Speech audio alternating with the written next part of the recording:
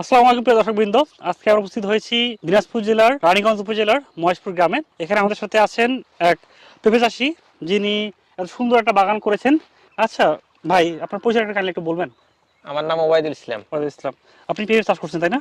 জি। আচ্ছা, এই যে এত ভালো যে পেঁপে, এত বড় বড় পেঁপে কিভাবে করলেন এটা? কিভাবে করলাম, জমি তৈরি করে লাগাইয়া পেঁপের ফলন পাইছি। কোন জাতের পেঁপে এটা? বাবু জাতের বাবু পেঁপে। জাতের পেঁপে। আচ্ছা আচ্ছা, এই পেঁপে চাষ করলেন কেন আপনি? পেঁপে অনেক চাষ চাষ আছে, অনেক করেন, হ্যাঁ, কেউ লাগাইছে অনেক এখানে রকম আলু, চাষ আছে, কিন্তু পেঁপে চাষটা রিস্ক সবথেকে কম। সবচেয়ে কম। এতে 1 বছর লাগে মনে হয় সম্ভবত, না? না, গাড়া 4 মাস পরে ফলন পাওয়া যায়। 4 মাসের মধ্যে ফলন পাওয়া যায়? হ্যাঁ। তাহলে তো অনেক ভালো।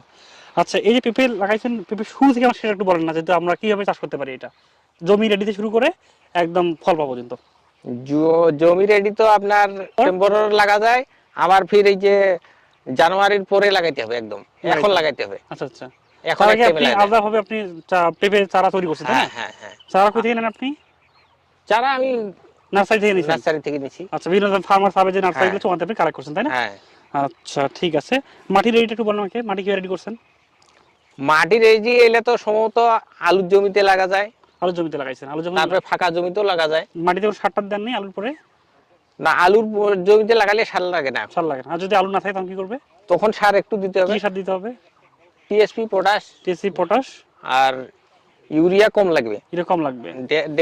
সার খেলেতেও পরে গোবর সার। গোবর সার দিবেন, তার মানে প্রচুর গোবর হচ্ছে, দিবেন। পেঁপের হচ্ছে গোবর সার বেশি। তাহলে গোবর সার দিবেন সবচেয়ে বেশি। হ্যাঁ তারপর হচ্ছে ইউরিয়া, টিএসপি, এমওপি। হ্যাঁ তার মধ্যে ইউরিয়া একটু কম দেন পরিমাণ, হ্যাঁ, তাই না? ইউরিয়া কম দেই। আচ্ছা, এরপর আর দিলেন, তারপর মাটি রেডি জিঙ্ক করলেন। বোরনও লাগে। জিঙ্ক বোরন দেওয়া লাগে। হুম। জিঙ্ক কোনটা, পাউডারটা নাকি এই যে দানাটাই দেই প্রথমে। দানা দেওয়া লাগে? হ্যাঁ। আচ্ছা, এটা দিলেন, এরপরে আপনি চাষ করলেন, চাষ করে দিলেন। হুম। তারপর কি করা লাগে? চাষ করার পরে চারা বসাই দিব। চারা বসাই দিবেন। কত গ্যাপে করে দিয়েছেন আপনি? আমি 3.5 হাত, 3.5 4 গ্যাপ হাত দিলেন। এরকম। হ্যাঁ, আচ্ছা। 3.5 হাত, 4 হাত স্কোয়ার। তারপর কি করেন এরপর? এরপর থাকলো হুম। তো তখন পরিচর্যা করলাম, পানি দেন? পানি দেই। পানি দেন। এরপর সম্ভবত যখন সেচ লাগবে তখন সেচ দিব। এটা কয়দিন পানি দিবেন আপনি এটা?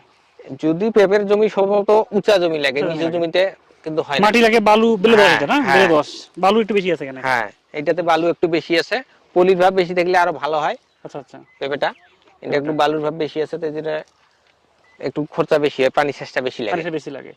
আচ্ছা, তারপর কি করলেন? মানে গাছ আপনার বড় হচ্ছে, হুম। এরপর তখন ফির আবার সার দিলাম। কি সার দিলেন এরপর? কতদিন বয়সে? ওটা আপনার ধরেন এই 70 দিন বয়সে তখন সার দিব। 70 দিন, মানে প্রায় 2.5 মাস হয়ে গেল। হ্যাঁ, আড়াই তখন মাস গাছ বড় গাছটা হচ্ছে। গাছ বড় হচ্ছে। গাছ মনে করেন 2.5 মাসে তো গাছ হ্যাঁ। এরকম হয়ে যাবে। তার আগেও হালকা হালকা একটু দেই, সেচের সময় একটু করে ছিটাই দেই। কি অল্প ছিটা করে। দেন? ওই ডেপ দেই। ড্যাপ দেন, ডাইমোনিয়াম ফসফেট। হ্যাঁ। আচ্ছা, ড্যাপ দিলে ওই কতটুকু? পানি প্রতিবারে পানি সেচ দিব। হ্যাঁ। আর ডেপ এই গাছ প্রতি 100-200 গ্রাম করে দেই। গাছের গোড়া রিং করে দিলেন। হ্যাঁ, রিং করে ঢুকাই দিই। আচ্ছা আচ্ছা, কি স্প্রে করতে হয়? স্প্রে এটা সম্ভবত বেশি মাকড়ের বিষ লাগে। মাকড়ের বিষ, মানে যে পোকা যে আসে, মাকড় বলতে হ্যাঁ। মাইট বলতে আমরা। হ্যাঁ। তো এই যে মাকড় বা মাইট যে আসে, মাছির জন্য আপনি যে কীটনাশক পাওয়া যায় দিলেন, হ্যাঁ। স্প্রে করলেন, এরপর ফল হচ্ছে। এইভাবেই চলতে থাকবে স্প্রে, তারপরে তখন ফল ধরবে। ফল ধরবে। আচ্ছা, এই ফলের ক্ষেত্রে আপনারা দেখলাম যে অনেক ফল। হুম। এই একটা গাছে এটা কয়বার তুলছেন? 5বার না 6বার এটা? এটা হ্যাঁ, একদম গাছ কই শুরু? এখানে শুরু করছেন? এইখান থেকে শুরু, এইখান এখানে থেকে। শুরু। এই দিলে এখান বদলাতে থেকে সবলাতে 1টা, ধরবে। 2টা, 3টা, 4টা, 5টা, কতগুলা! এক একটা গাছে যদি এই পুরা ফলটায় ধরা যায়, 100 তো মনে হবে মনে হয়। হ্যাঁ, 100 কেজি 2.5 মণ হবে।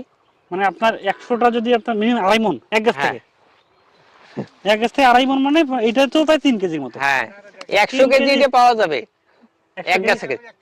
তো এক গাছে যদি 100 কেজি যদি আপনার, আমি তো শুনলাম না অবাস্তব কাহিনী, ও, একটা যদি 100 যদি পাওয়া যায়, তাহলে বাজার দর কত এটার? মিনিমাম এটা 20 টাকা পাওয়া যায়। 20 টাকা পাওয়া যায়, সর্বনিম্ন আসলে 10 টাকা আসে, একদম সর্বনিম্ন।